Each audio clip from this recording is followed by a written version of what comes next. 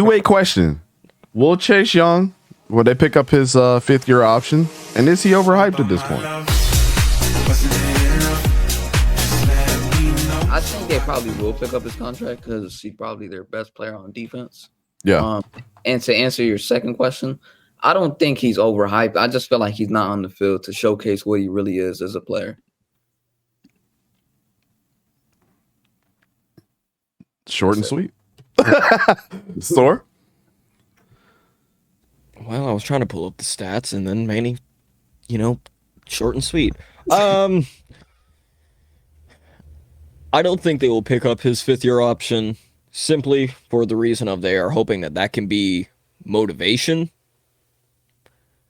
Is he a little overhyped? I would say yes, simply just because the best availability is availability, and that's just what he has not been. He has been available besides his rookie season. Hey, I mean, you can look up his stats, but you're going to see a whole bunch of zeros in a bunch of categories. Well, I wanted to give some.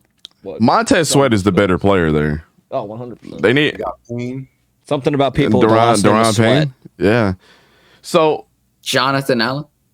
Yep. A lot of dogs on that defense. I mean, say what you want. Chase Young has been hurt, right? So it's hard. It's hard to say this, but I don't think it's Chase Young. I don't think it's Chase Young's body. I think it's Chase Young's mind. Just like Carson.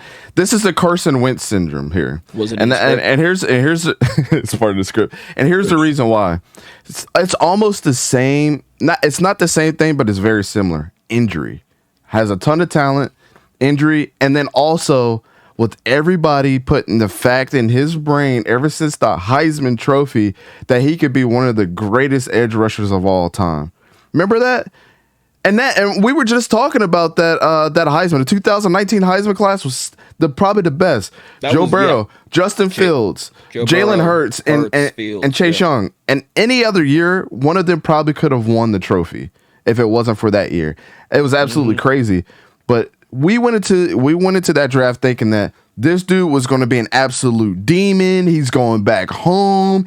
He's from PG County. Like, I grew up around that area. Like, he's going back home. He's going to be doing all this stuff, right? And actually, no, I think he's from Virginia.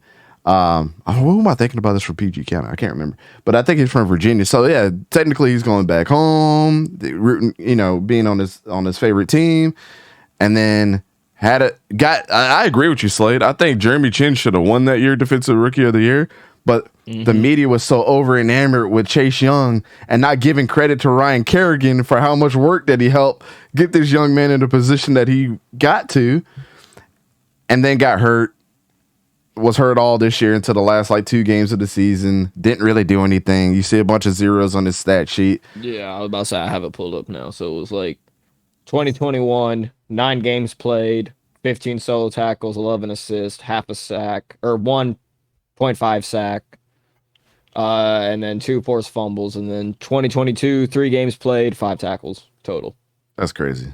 Yeah, when you look at Chase Young, man, to answer the question, no, they're not going to re-sign him. I think they're going to give him the 5th-year option. Yeah, There's no point to it. There's no point to. Why would you do that? You're going to make him earn his next contract. And if you don't sign that, if you don't give him that 5th-year option, that helps out in contract negotiations if you do decide to sign him, because he wasn't good enough to get that. But when you look at Chase Young, his first year was his best year, but was it really that great? 7.5 sacks, 4 forced fumbles. That was it. And you're talking about there was a lot of talent on that defensive line, as you stated before, Ryan Kerrigan.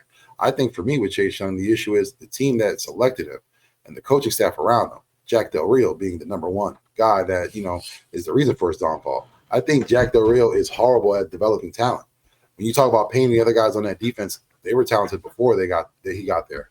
So I don't think he elevated them in any way. But I think for Chase Young, the injuries and the horrible coaching and development around him, that's what led to him not being, playing so well. Again, injuries do factor in a lot, but when you're on the field, he wasn't much of a disruptor. He wasn't much of a factor. I think he had 3 solo tackles this year. I'm not a fan of paying people that don't stay on the field consistently. And I'm not going to say obviously people are going to say NFL scripts these injuries. Bro, come on. It's not we know that we just talked about that. There's no script. Man, Dan Snyder needs to fire his script writer, first of all. I mean, let's just mention that. We didn't mention that yet. But even like, though what I didn't mention was in that first season, he only had like 30-some tackles. He had How really 32 good solo was Chase tackles. Young when he came to the NFL? A lot of people give him a lot of credit, a lot of hype. How good really was he? Yeah, I mean, Yeah. still, like, you gotta, and this is what I say about a guy like Lamar Jackson too. I'm not gonna pay him until he could fully show me that he could stay healthy the entire season. I like to see consistency out of players, and I get it, injuries happen, but still, I can't just pay big money to a guy that won't stay healthy. And I don't know what their cap looks like because, again, you had to deal with Carson Wentz. You just signed your receiver. You're talking about maybe your running backs might need getting re-signed. Offensive line, I know there's some issues there. So cap, that might be another reason why they can't do it. It's very possible, man. I agree with you though, Vic. What was my mock draft that I had Washington picking up? I think I had them picking up an edge rusher, right?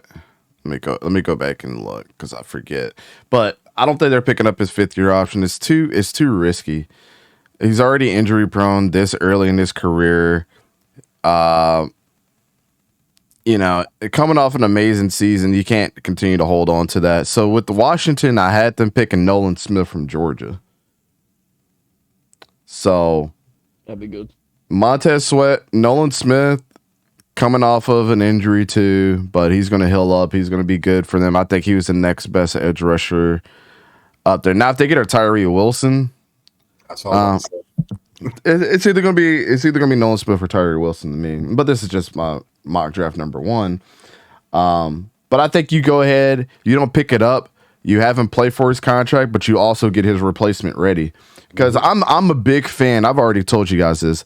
I'm a big fan of having younger talent in there that's good to help you threaten and bring your superstars back to stardom. Sometimes that's all they need.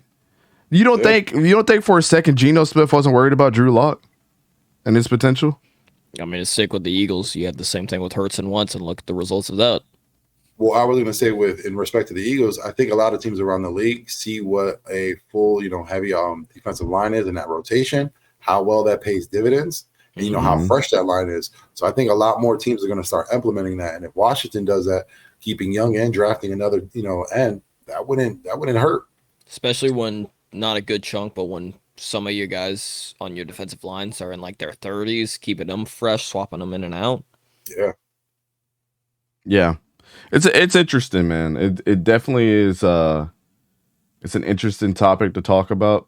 Because you just don't know. They're in the void, and Washington's made some really stupid decisions, and their front office, we all know, is not that great. The coaching staff, over freaking rated. I've been saying it for years.